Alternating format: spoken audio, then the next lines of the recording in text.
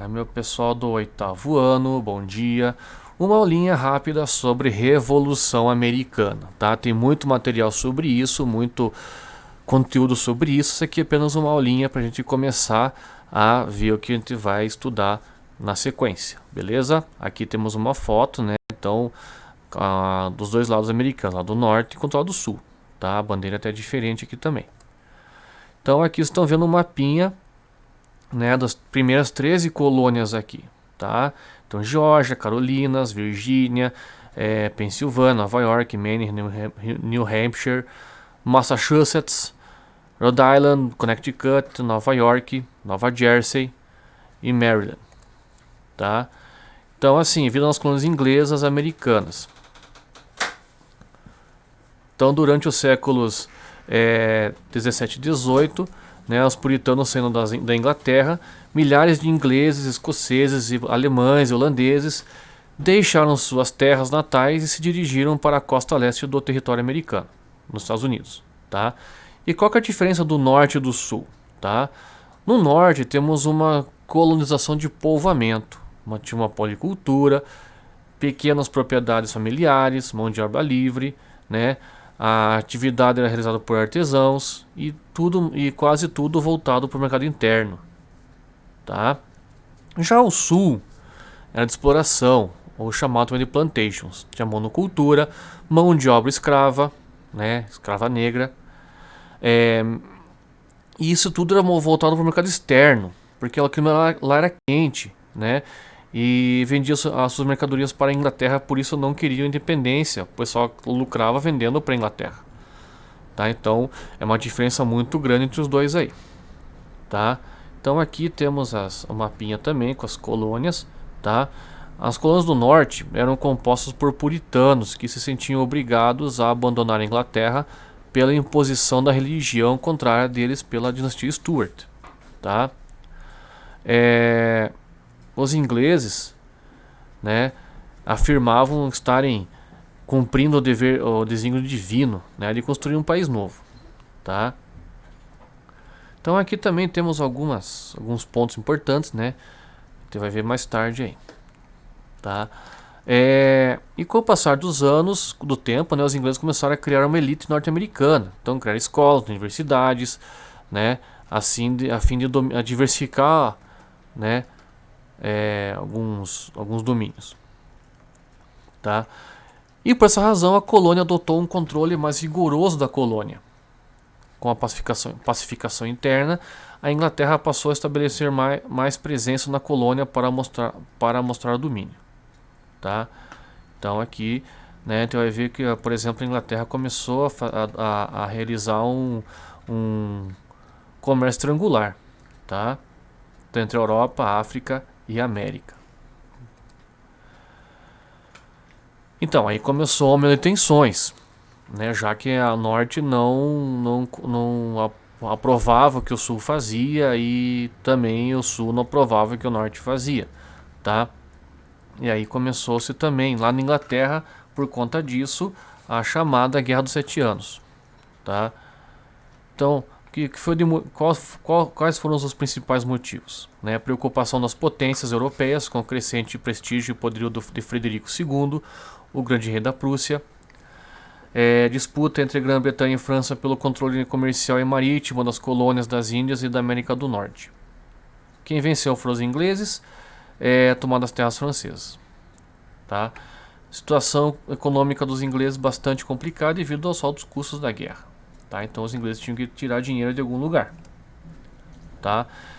Então, para tirar dinheiro de algum lugar, começaram a criar alguns novos impostos. Isso deixou o pessoal um pouco indignado, como por exemplo a lei do selo e lei do açúcar, né? Lei do açúcar que aumentava o preço do açúcar e lei do selo, né, onde dizia que todos os documentos públicos deveriam exibir um selo inglês comprado na metrópole, tá?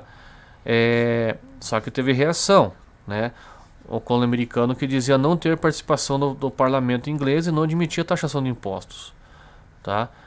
A lei do selo foi anulada mais tarde, né? Mas em compensação entraram outras no lugar dessa, tá? E aí também o negócio começou a não dar muito certo, tá? monopólio inglês perante o chá de todas as colônias, que prejudicava os norte-americanos que compravam de outras áreas. Assim, os norte-americanos passaram a contrabandeá-los. E até que ocorreu a chamada Festa do Chá de Boston, onde norte-americanos jogaram no mar várias e várias caixas, né, chegaram até a afundar também um navio de chá inglês, tá? E aí a reação dos ingleses, claro, foi, né, que por causa desse crime teriam que pagar, né, mais impostos e também obedecer algumas leis, chamadas leis intoleráveis,